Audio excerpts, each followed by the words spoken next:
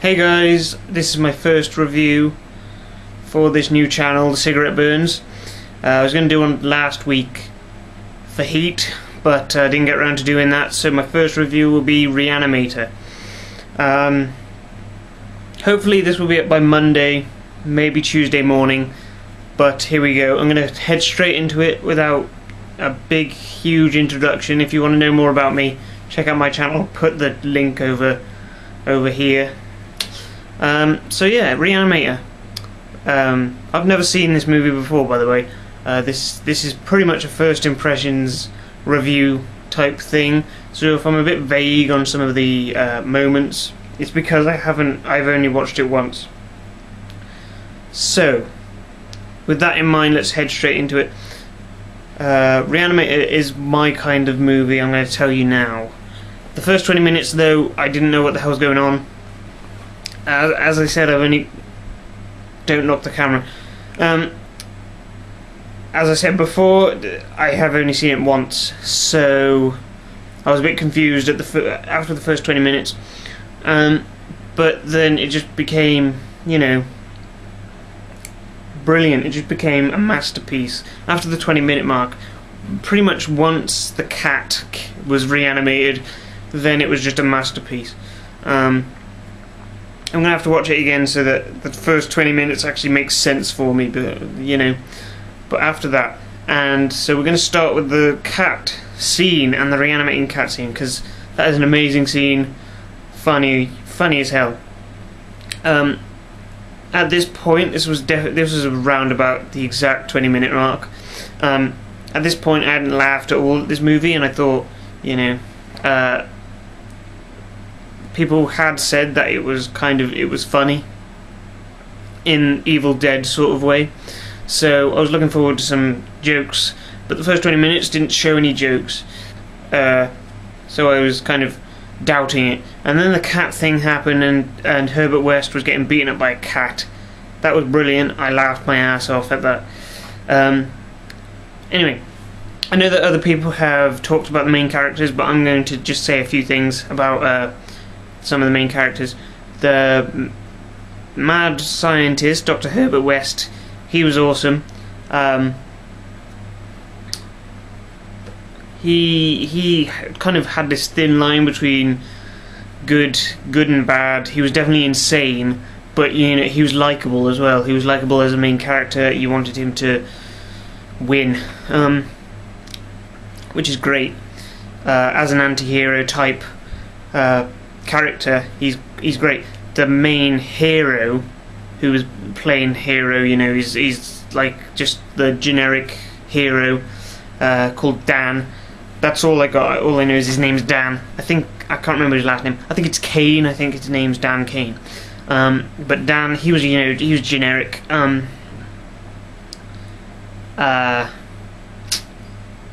For most of the film, he just did hero stuff. He was just there to question Herbert West's madness, but at the same time go along with it. He had this kind of fascination with the experiment, so much so that he willingly went along with the whole thing, which didn't make him a complete waste of space, really. That was pretty cool. He has a girlfriend. I can't remember her name for the life of me, but she was just there as a kind of damsel in distress type. But I'll get into that in a minute. I'll quickly go through a few of my favourite scenes. One of them is, well, let me just put a huge a column of the entire effects for Re-Animator. They're all brilliant. There's one scene where they bring a body, they reanimate a body. He's obviously all zombified and going, and he's beating up the dean of a university. So Herbert West grabs one of those round saw things. I don't know what they're called. I'm not a doctor.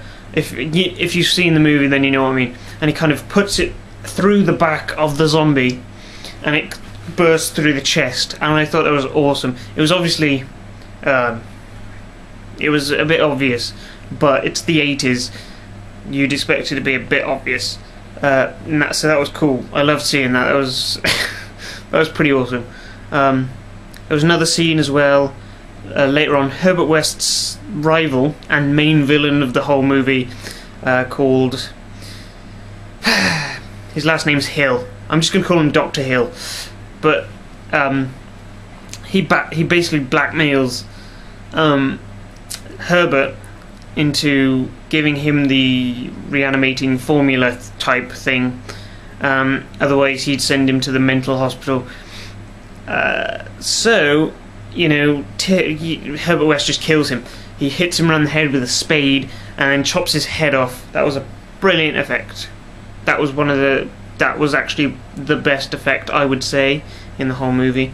And the fact that from then on, because he puts the reanimating serum into the head, into the severed head, and into the body, that's pretty much where the villain part comes in, because from then on he's kind of half zombie and half human, so he's got the consciousness and the reasoning and like voice stuff of a human, but he's also just turned mega evil, like a zombie, I guess. And he plays it really well. I believe the actor's name is David Gale. I haven't actually seen him before in any other movie or anything else. But in this movie he plays the severed head part of the movie really well.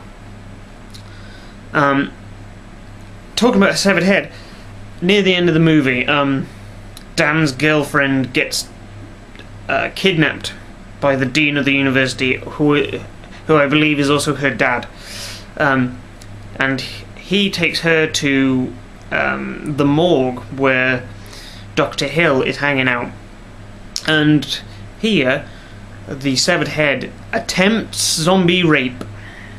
The severed head. Now this is the weirdest scene I've ever seen, ever. Basically the severed head is being kind of moved about the body with his body holding the head, kind of lowering it slowly, like it gets to the breasts, starts to do his kind of like move around the torso, and then gets to the crotch, and she's begging him not to, and he's just slowly moving the head towards the lady area, until Herbert West comes in and says, "Oh, you stop that, you dirty fucker." He comes in, that was a weird scene. I couldn't believe that actually happened in the movie. But from then on, it kind of became, it just kind of spiraled out of control. A load of zombies suddenly get up and start attacking Herbert and Dan and the girlfriend. And for a climax, it was pretty good. It was definitely a really good climax. I mean, it wasn't too hectic to say that it was just a huge clusterfuck of rah and run. Another hilarious bit is Herbert West puts 2 injections of his reanimating serum into the back of Dr. Hill, of the severed, like the headless body. The chest explodes and his intestines comes out and wraps around Herbert, like tries to kill Herbert. I don't know I can't actually remember how he got out of that, because I know he gets out of that because he's in the sequels, but I don't remember. All I remember is him being in the intestines. If someone can tell me how he gets out of that, that'd be cool. But all I remember is him being wrapped in intestines, and then Dan taking his girlfriend to the elevator. Anyway, so yeah, they escape. A zombie grabs hold of the girlfriend, throttles her, kills her. So Dan, after taking care of that zombie, takes her downstairs, puts her onto a hospital bed, injects the serum into her, and then it ends with her screaming. which is a cool ending. This was a great movie, and I haven't seen it before, and I think that I have missed out on a lot.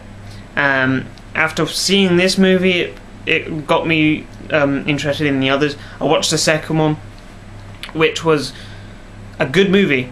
It didn't have the same charm or anything, but it was a sequel. It wasn't going to have the same charm as the first one because everything's been established, or the storyline. So the second one was basically just to have fun with the whole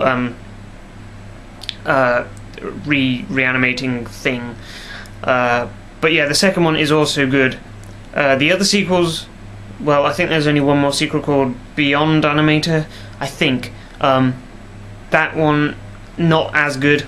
But there's a new one coming out called The House of Re-Animator, so check out for that. Anyway, I'll see you all next week.